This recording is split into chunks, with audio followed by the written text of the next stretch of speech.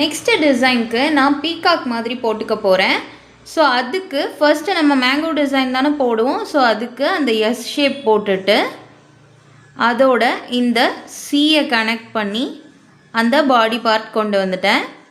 இப்போ இந்த இடத்துல இப்படி ஒரு இது மாதிரி கொடுத்துட்டு ஐ கொடுத்துட்டு நான் இப்படி பீக் மாதிரி கொடுத்துக்கிட்டேன். இப்போ இந்த இடத்துல ஃபுல்லாக நான் என்ன பண்ணிக்கிறேன்னு பார்த்தீங்கன்னா, இப்படி ஃபெதர் இப்படி விரிஞ்சு வர மாதிரி நான் கொடுத்துட்டு,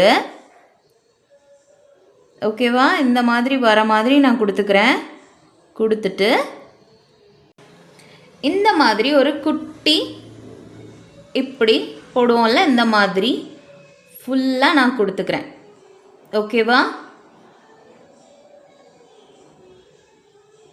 இந்த மாதிரி ஃபுல்லாக நான் இந்த ஏரியா ஃபுல்லாக நான் கொடுத்துக்கிறேன். இப்படி ஃபெதர் அப்படியே விரிஞ்சு இருக்கிற மாதிரி நம்ம கொடுத்துக்கிறோம். ஓகேவா,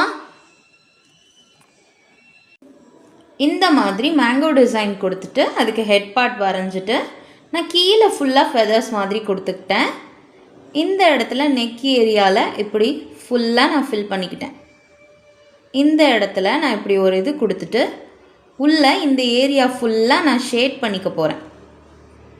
இந்த மாதிரி கொடுத்துட்டு நான் இந்த இடத்துல இப்படி ஒரு ஸ்பைரல் மாதிரி கொடுத்துட்டு ஒரு டாட் வச்சுக்கிறேன். ஓகேவா, அவ்வளோதான் இந்த டிசைன். ஸோ நெக்ஸ்ட் டிசைன் போகலாமா?